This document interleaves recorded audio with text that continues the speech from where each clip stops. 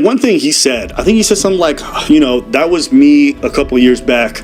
I'm on Vyvanse now, which Vyvanse I think is like some kind of drug, ADHD, I don't know. He's like, I'm on Vyvanse now. I'm really just focused on political stuff. I want to stay away from the drama. It's like, I didn't realize they made a, finding God moment for druggies. You know what I'm saying? Like, how some people do a bunch of their whole life, and all of a sudden they go to church once and they're like, I found God. Like it absolves all the bull that they've just done. I don't know. It was such a weird way. Like when you're being said that you're doing a bunch of foul shit, you've hurt a bunch of people, and like mentioning the fact that you're on Vyvanse and you're a changed person. It's just like, I don't know. Something about it just seemed off to me. Hi. My name is Akeem, and I am the founder, chairman, CEO, president, vice president, and the dean of Random University. We offer a vast variety of courses, everything from psychology of the fake alpha male to cringe studies to pause 101. Now, if you're interested in joining this university, please call or text the number on the screen at 1555-RANDOM-U. Are you ready? So Abba has finally discovered what ADHD is. I'm glad. I'm happy for him. Also, I don't necessarily disagree with what he had to say in the beginning, what I had playing before the intro took place. I actually think he was still on to something there. I don't think he was necessarily as off base as he wants to make himself out to be now. It almost feels like, just early on when I was watching this video was that he was just really trying to find a reason to cape up for his friend Destiny. Like he doesn't want to not be friends with Destiny so much to the point where it's like, look, I'm going to find a way to empathize with him to the point where maybe it was just the fact that there was something off in his head. Maybe he just needed to get on Vyvanse, and that's why, he was out there violating those girls and doing all the inappropriate things with those women that he's supposedly done. You know what I'm saying? All the bad things that's went out there under Destiny's name. Maybe it was just the fact that he needed Vyvanse. Maybe he just needed some Ritalin or some Adderall, something that would have just calmed his mind down so he didn't just engage in degenerate acts. Now, there's also a part of me that when I hear Abba talk about this stuff, it almost feels like somebody who got sick, or they had a couple coughs, or they had some weird pains in their body, and then they looked on the internet and they got onto WebMD, and all of a sudden they thought they had Ebola. That's what it kind of feels like here. Like he just discovers something completely new, like his mind has been blown.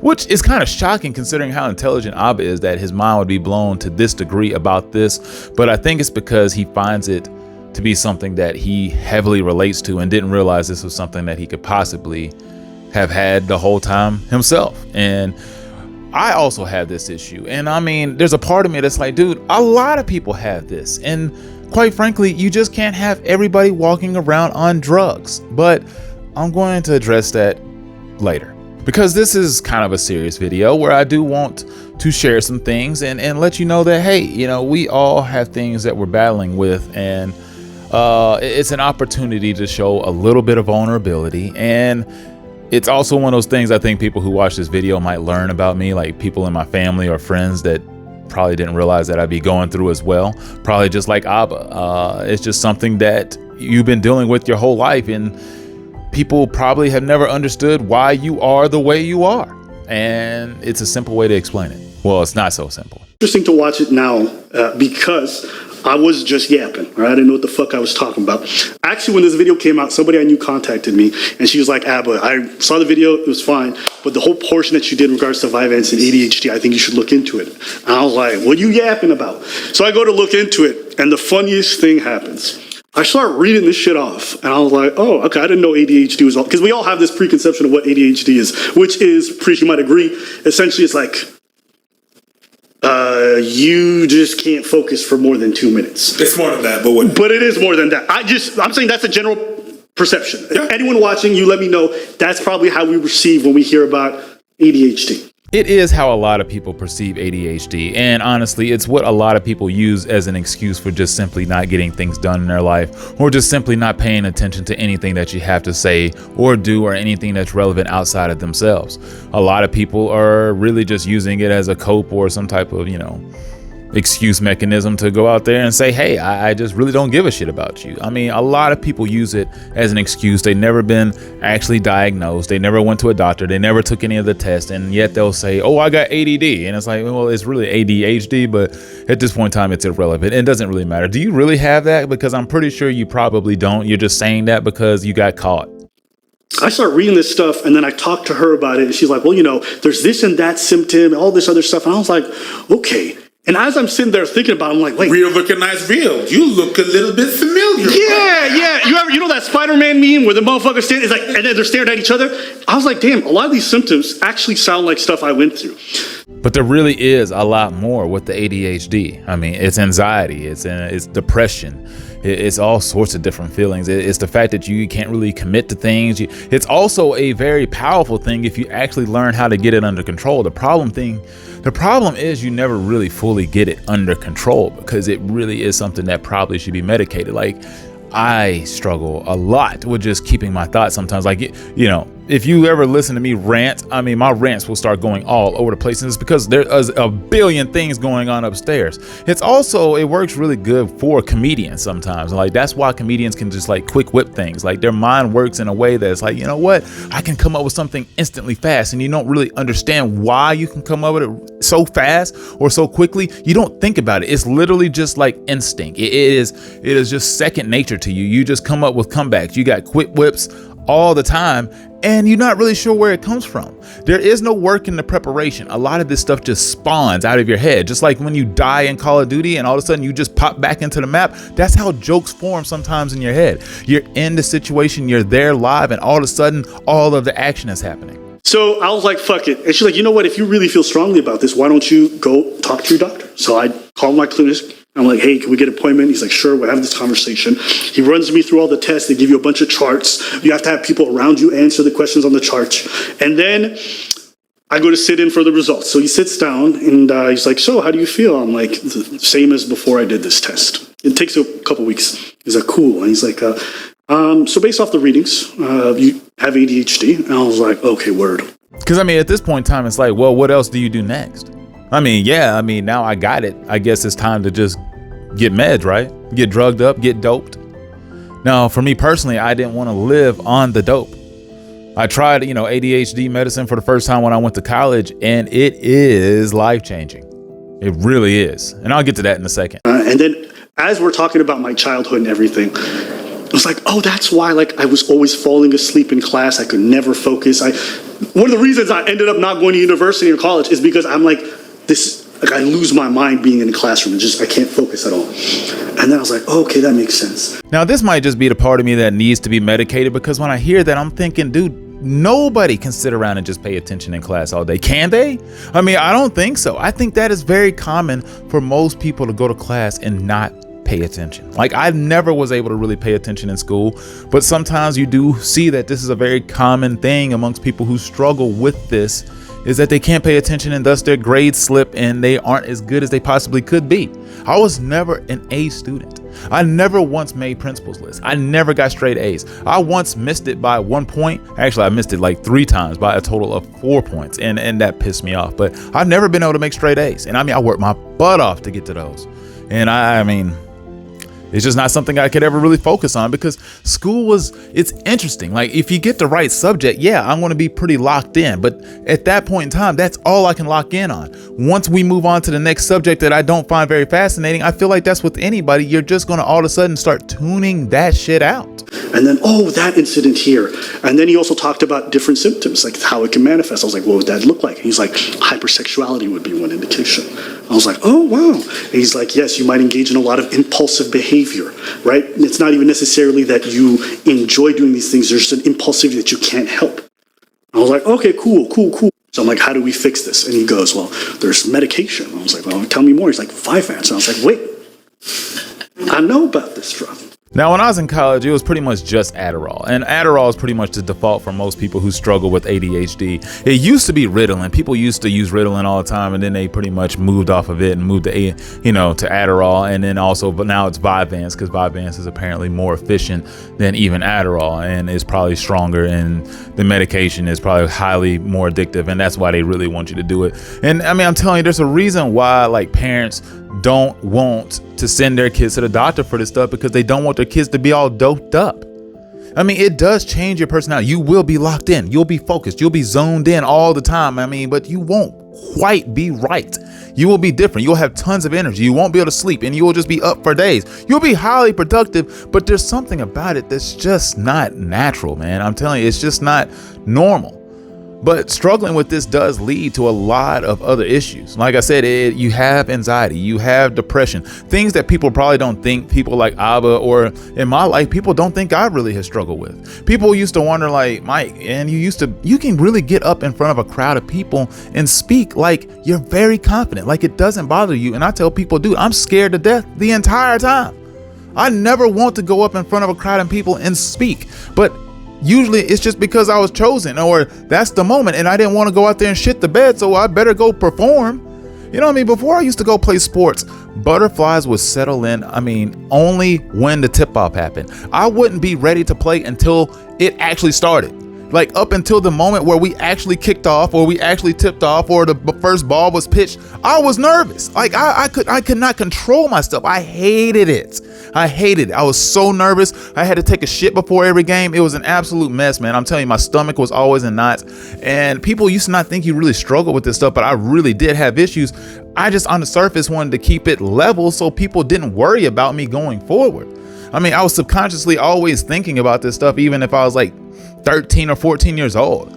Not to saying like, oh, I was special, but I already was aware that I had these problems, but I just didn't want anybody else to realize it either. Like even trying to talk about it and describe it now, I'm having like all sorts of just like issues, just trying to like put my thoughts together. Like, first of all, my freaking screen just keeps turning off and it's pissing me off. It's just agitating me because I'm trying to focus on this and do all this at the same time, trying to keep the lighting all together. I'm telling you, those are all sorts of different things. Like that goes to OCD. That's also a part of having ADHD. You have like random OCD issues. You got things that need to be lined up a certain way. You got all sorts of different issues when you have these like brain things. Like I'm telling you, it's a thing. My mom suffers from anxiety and we used to not know what it was for years.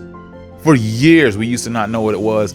And when you finally realize what it was, and I felt so bad that we spent all this time not understanding what she was really going through, because people who suffer through like phobias and anxiety, highway anxieties and stuff like that you're not aware of, it makes you think that those people are crazy, but they're not. There's something that they really cannot control in the back of their head. And then you got people out there lashing out at them, calling them all sorts of different names, refusing to understand, having no empathy and whatnot. And I was a kid, so I didn't really have much to say, but I was like, dang, something is off. But when I got older, I realized like, yeah, she just needed some medication and all that sudden, that went away. It was over. Next thing you know, we can make long distance trips. No biggie. You know what I'm saying? It's just stuff that when you get older sometimes, or as time passes along, you become way more aware of things and you don't have to feel so dumb. Like me, I grew up feeling stupid. I still feel stupid today. Like there's a lot of times where I say it a lot of times like in jest a little bit, but I genuinely a lot of days don't feel like I'm a very intelligent guy. I really don't, because I'll forget things that seem very simple, or I'll remember things that seem very complicated, or it doesn't make a lot of sense how I can piece stuff together in my brain, like how I tell stories or how I piece together jokes.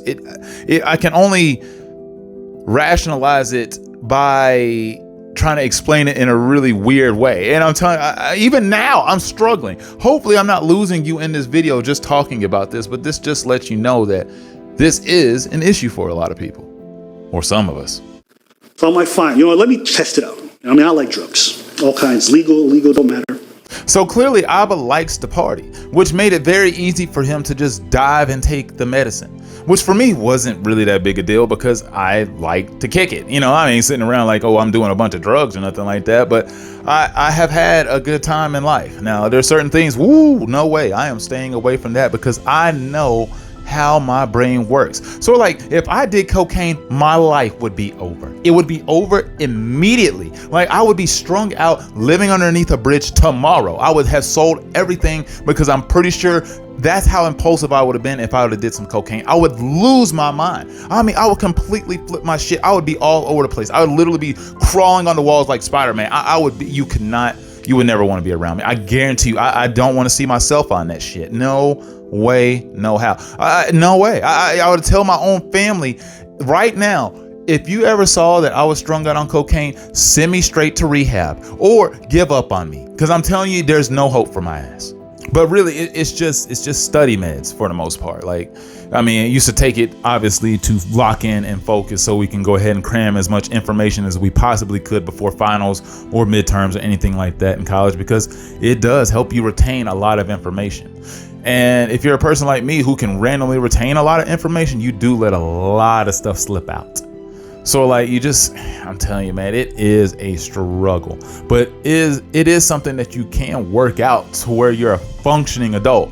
Like he did mention in this video, like, yes, he's a functioning adult. He wipes his own ass. He cleans himself. He goes to work, like maybe not a 9-to-5 job, but what they do, he makes sure he reports and does what he's supposed to do as a grown man. But you do, as I've said a bunch of times already, have problems. So I take the pills, I go home, he gives me different dosages. He goes 20, 30, 40, 50, start at the lowest. So I take the 50. And let me tell you, listen to your doctor. This nigga's a retard. And I will tell you, it was the most insane day of my life. It's like, the best way I could describe it, the first time I took Vyvanse was... There's nothing like it. It's sort of like the movie Limitless when they took the pill. You know what I'm saying? When Bradley Cooper decided he was going to take the drug that made him basically see through walls and shit. Like, that's what it feels like. You become a super self. There's a reason why the NFL banned Adderall from NFL players. Like, I remember the Seahawks were out there testing positive for that stuff one year, and I was thinking, that's pretty smart. I understand why they were taking that stuff, because boy, you would be really locked in. I remember I took some Adderall one time before I went and played basketball, and I'm telling you, there was no better defender on earth. Even Tony Allen couldn't even compare to me as a defender. And I'm telling you, Tony Allen is the greatest defender that's ever existed in the history of sports, including football, basketball, baseball, whatever sport it was. I was the best that day. That's how locked in you get when you are on Adderall. I couldn't imagine if Tony Allen was on Adderall. Hell, he played like he was already on it. So I could only imagine if that man was on it, he would literally be Velcro to his opponent. It would be so bad that they would actually have to probably have banned him from playing defense if they allowed him to take Adderall. That's how special that stuff is. Especially Vyvanse, Adderall, Ritalin, it's all the same shit. But if you were taking that stuff, it literally makes you a super self. Especially the first time. It's just like, I guess, I don't know. It's like the first time you smoke weed. I guess it would be like the equivalent of the first time you actually got high. Because, the first time you smoke, you don't really feel high. Because you don't even know what it is. But then when it finally hits you, and then that next time you're like, whoa, bro. And then you fall over and you laugh for what feels like 7 straight hours. That is some of the greatest feelings you will ever have in your entire life. And then you will wake up and you will eat everything that you could possibly find. I'll be honest with you, it's probably been one of the most life-changing experiences. I think that's like top 3 for me. And it's been making me reassess a lot of things, because a lot of things that I just thought were part of my personality or part of who I was actually more so linked to the disorder itself. And I'm not saying the disorder is necessarily something completely separate from me, but the behavioral changes that came afterwards were so drastic that it made me reassess a lot of things. And I realized there is a world where you are hypersexual and you are being very impulsive and making really stupid fucking decisions. And it's just because you're not medicated. Does this absolve the person necessarily? No, that's not what I'm saying yet. If someone is dealing with something that they're not treating and they're engaging in bad behavior, it's possible that because it's untreated, that's really like the core aspect. But ADHD is a real thing. It is a bitch. And I didn't know what the fuck I was talking about when I said all that shit. So I should just own it. See? And he's right. You are randomly impulsive if it's unmedicated. You'll do some things that really don't make any sense to you. Like you'll just randomly take chances, or you'll randomly just start binging on stuff that doesn't make any sense. So like you'll randomly gamble a lot, or you'll randomly drink a lot, or you'll randomly smoke a lot. Anything you do, you'll randomly do it a lot for whatever period of time, but you're not addicted. There's no real addiction to it. Like you can stop, you'll be done with it and just drop it and be done for weeks and be like, man, I never really thought nothing of it. Or you will take a chance on something, or you will, invest in something that had no hope in it because you were thinking for whatever reason in the moment, this sounded really good. And it's like, dude, you were smart enough. Like if you just took 2 seconds, if your brain could just unlock from the stupidity that you get locked into, I don't know how else to explain it, but yeah, you can do some really impulsive things that can cost you in the long run because you're not right, but overall you're not wired in a way that causes you to do harm to people, or in a way that's going to cause you to be addicted to things that will probably completely tear your life apart. But it will cause you to do some things that are really strange. And it does affect you in a lot of other aspects of life. Like for me, I have major commitment issues, like huge. Like I always tell people, I feel like I'm the absolute worst friend. And I'll sit here sometimes in my apartment now feeling bad because I'm thinking I have so many people that I want to be able to like keep up with and talk to and engage with, because there's so many people I feel like that have helped me along my journey just become the person I am today. Like I don't like to forget about folks. Like even the people I met, it don't matter what grade I was in. If there was a moment in my life that I felt like you had an impact, it doesn't matter if it was for one day during one event or one game or one outing. It doesn't matter. I want to always be able to remember you. I want to be able to be like, yeah, years later, I reached out to that person and they still remember who I am. There's so many people who remember who I am. And then I'll be like, dang, I forgot their name altogether. I remember their face. Or sometimes I forget who they are altogether. And they'll be like, dude, man, do you remember that time we went out? We had a good ass time, dude. Man, you helped me out, dude. You gave me a ride back home. And I'm like, I don't remember any of that. I had no idea. Somebody will sit there and be thinking, man, yeah, dude, I remember I was real down bad. And you sat there and you talked to me for like hours about, you know, life is going to be better. And don't worry about this girl, man. She was over here using me anyway. And I know you were a little bit brutally honest at the time, but I really appreciated that in the long run. And I remember some of these things, but I don't remember all of it. And I have, it feels like hundreds of those occurrences. There's a lot. I've met a lot of people in my life. I went to 8 or 9 different schools. I've seen it and had to meet a whole bunch of different people. So there's a lot of different things that just kind of like go through my mind that I cannot remember where they are or what was going on. Like this video already feels like it doesn't make any sense. Like just like hearing myself talk right now, I feel like I'm making zero sense when it comes to these points. But that's just how my brain works on a daily basis. It is a struggle. So I understand what I was going through. Because like when it comes to like making videos for this channel, I will have ideas and I will write them down and I just want to address them. But then something else pops up and I'm like, I can make a video on that very quickly. So I'll go ahead and pop a video out.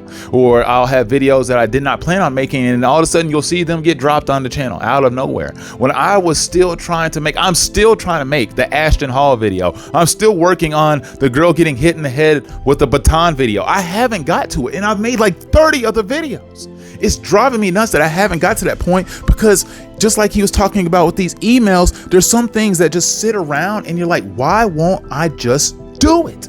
There's a lot of inefficiencies in my day-to-day life. Like it's like this crippling procrastination, but it's like the dumbest fucking shit. Like very basic stuff that's easy to do will take me a long time to get it done.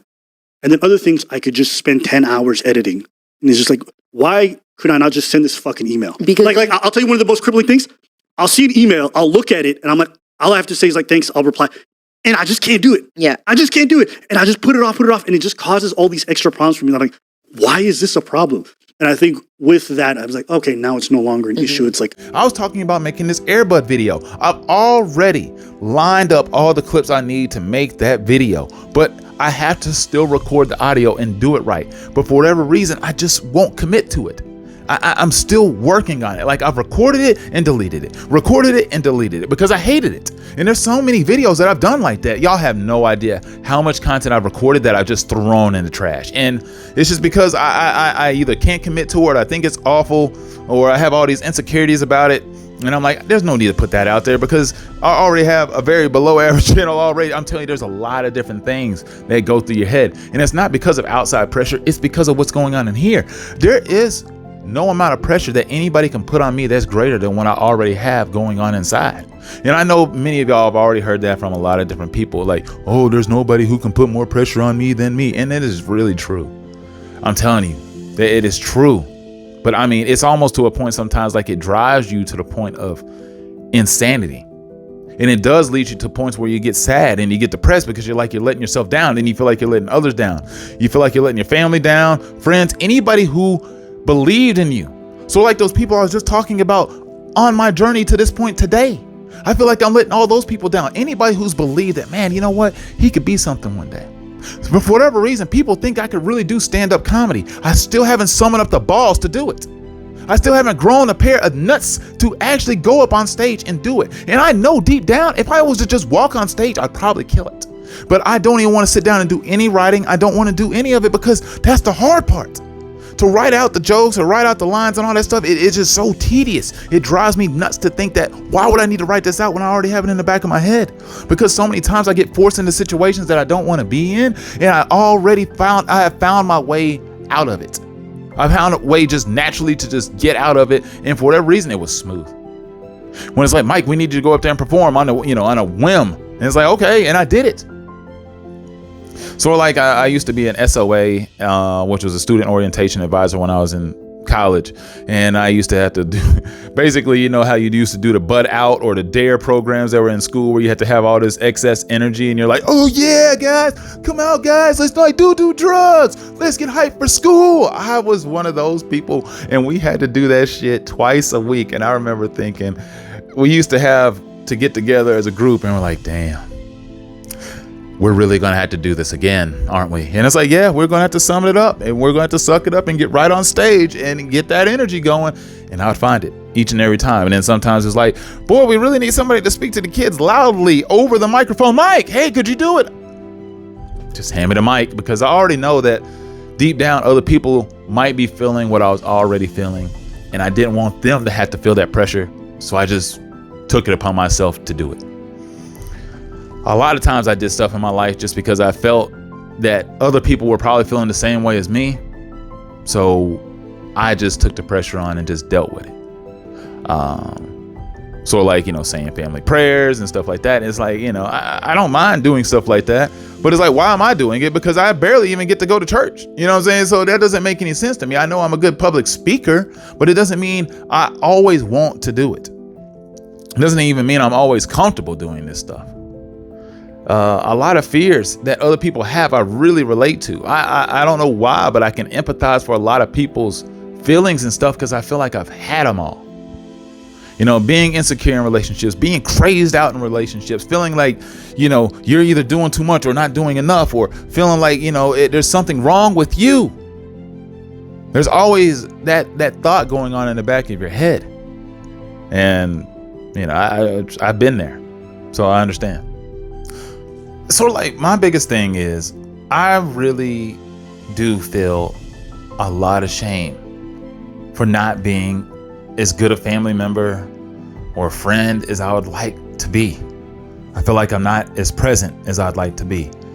I'm busy. Like I can't explain to people how many people try to contact me sometimes, and it becomes overwhelming. And it's not that it's like, oh, somebody needs something all the time.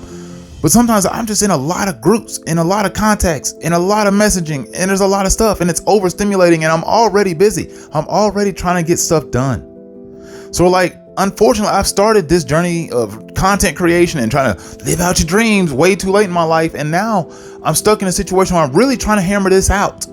Like I really want to focus and do this stuff, but I still need to be a very present and relevant family member because I don't ever want to regret not being there for family or friends. And it's like if I take a day or 2 or 3 off for whatever reason, it's like I'm the bad guy. And like I hate being reminded of that. And it's like, well, where you been? It's like, dude, shut the I don't want to hear that. And and I understand it because like, yeah, people want to hear from me. It's not a bad thing because people actually want to talk to me in my life and deal with me. And it's like, that's great. And I want to deal with them.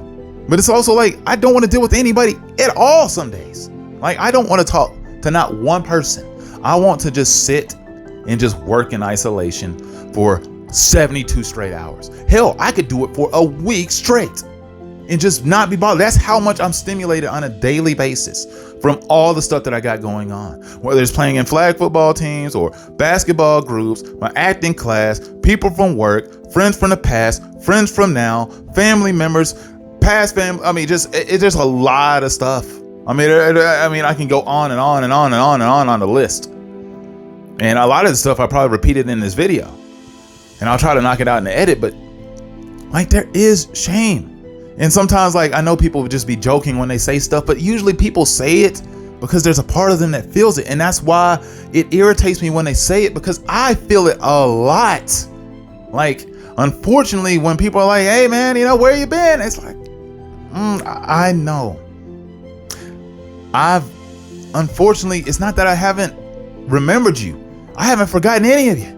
I am just trying to fit you in the schedule. Like, I don't know where I could fit you in. Like, I already don't sleep almost at all. I work a terrible shift. I'm always tired. And yet I'm still trying to live a somewhat normal life and still trying to get things done.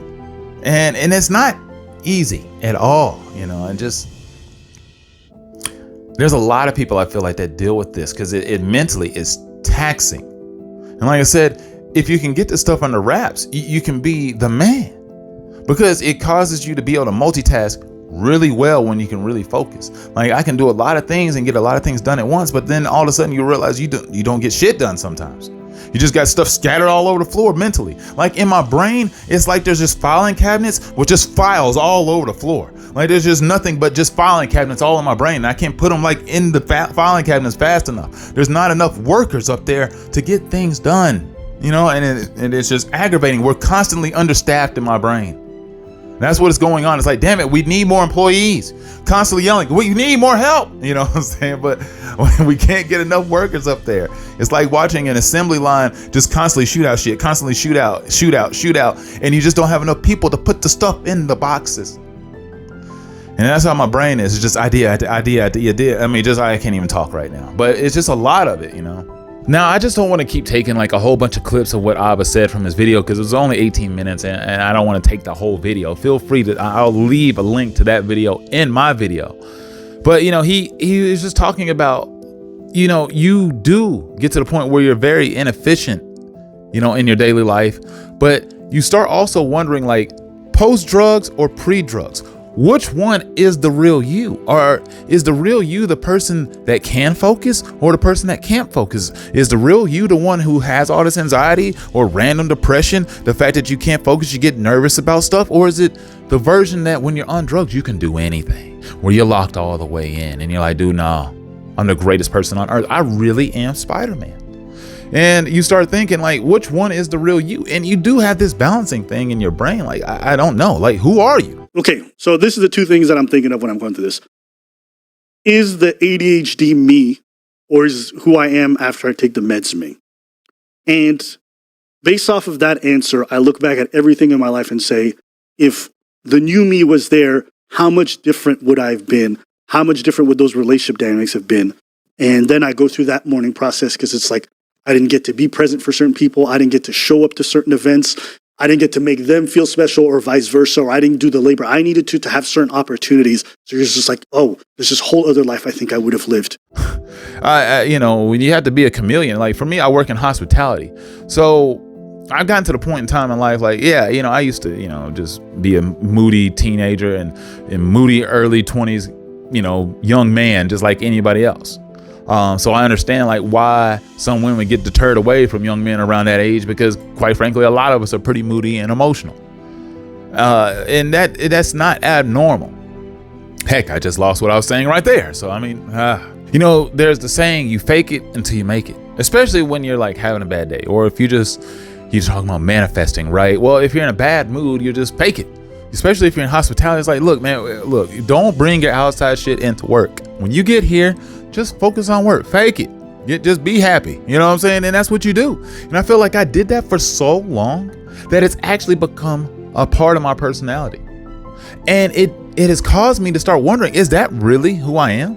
Most people who see me now in my daily basis think I'm one of the happiest, go lucky, just have a good time, never have bad days type of person there is.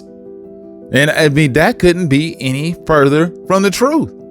Though most days I am in a good mood, and most things, I do try to find, some positivity in it, or I do find the light side or the humor in most things, because a lot of things I can find like jokes in. But I'm not that damn happy every damn day. I mean, I'm just not. I mean, I would love for a lot of things to be better than what they are now, but they just aren't. I mean, you got to keep striving to make them better each and every day, but I'm not the person that a lot of people see on a daily basis. And there's a part of me that think, dang, I really wish they would see the real version of me a little bit more often, So like, I really do wish I could go to work and be a dick a little bit more than I am. I'm never a douche. I have never had a bad day in my current job. Not one. I mean, there's been a few moments where people are like, are you good? And I'm like, I'm all right. But other than that, like, for the most part, 99.5% of the time, everybody's like, dang, that man is always happy. And gotta fake until you make it. Label that you're able to do on a regular basis has such an impact on the relationship dynamic. And for me, I think it makes it much easier for me to be present for the people around me. It makes it a lot easier for me to be even present for myself, to do the things that I have to do in the little ways in the day-to-day. So that's why I say it's been life-changing. Yeah. Because I just thought like, oh, like you're supposed to be like this because it's what comes natural, not recognizing there's an underlying problem that I haven't dealt with. That's like, literally, I just felt like it was part of me, and I didn't realize it is, but it's also separate to some degree, and it's fixable. So, but for so many years, how long did you just feel like that was a part of your personality? I didn't even think it was like part of my personality. I just thought it was me, like because I didn't even know what ADHD was. So when you're undiagnosed, like it's like not a thing. Mm. And when I walk into that building, I genuinely usually feel pretty happy because I mean, I am usually around a lot of people that I like being around. I enjoy my coworkers. I enjoy the environment that I'm in. I hate the hours, but overall the job's not bad. And so thus, you know, most people know me as being happy all the time. People who know me in my daily life outside of that, who knew me probably years in the past, would probably thinking, dude, this guy is not like that at all. This dude used to be emotional. This dude used to want to fight folks. This dude used to get pissed off. He used to be sensitive. If you called him ugly, he used to want to kill you. You know what I'm saying? There's a lot of different things that I use, man, I'm telling you, I do not like the person I used to be. I do not. So I worked really hard on changing that person, knowing that I had all these deficiencies, knowing that I didn't want to be doped up on drugs my whole adult life. I just had to mentally work on these things. Like in the moment, I have to actively work on these things. You know how you hear people always talking about, well, I'm working on this, I'm changing, you know, I'm going to school, I'm reading the Bible, I'm going to church, or, you know, I'm in a group, or, I mean, it's like, dude, I don't want to hear that shit. How about you improve this right now? You can be a better person right now. Nothing is holding you back from making better decisions other than you choosing to make bad decisions. The reason why I usually make good decisions is because in the moment where I'm thinking I might make a bad decision, I choose not to, because I know in my brain that's not the right thing to do. Just like those people who be lying to themselves saying, well, you know what, I'm working on myself. Stop working, do it right now. Right now, you can change.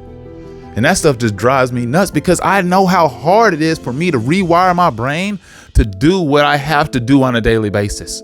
And some people who probably don't have anywhere near the issues, like people like me or Alba or a lot of other people running around with these issues like that, or people with mass OCD and stuff like that, they just are making excuses. And that's what becomes frustrating for a lot of people. Like, I'm more than likely going to put background music in this video, so it will take away from some of the serious tone of this video. So when people in my normal daily life see this, they don't treat me differently. They don't come at me with like hands off, like, oh my God, are you okay? Like, dude, I'm fine. I'm effing fine. Don't treat me differently because you saw the video. I'm good. Nothing has changed. Nothing has changed.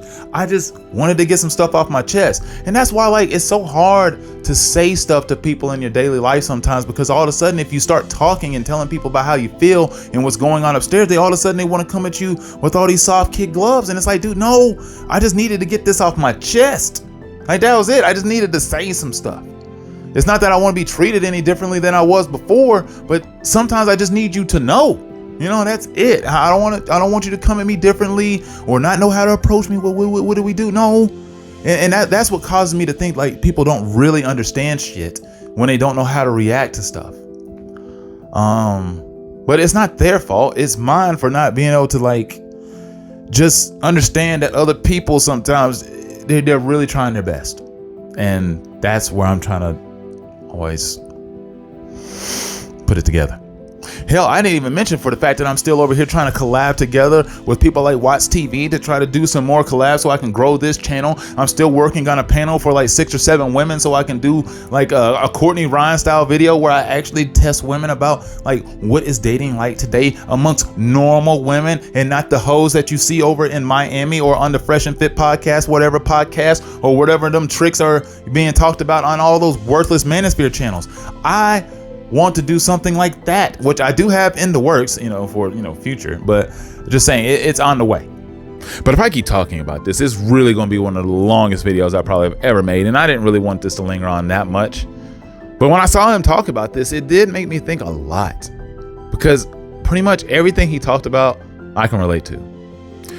So if you have time, I really do recommend that you actually do watch and just listen to his video, because it is a lot to go through. Now, I still think some of it is maybe him just trying to come up with some form of an excuse to, exonerate Destiny for all the crap that he was doing in the past, but that's neither here nor there. And that's not what we're talking about here today. But anyway, see you soon. Buy some merch.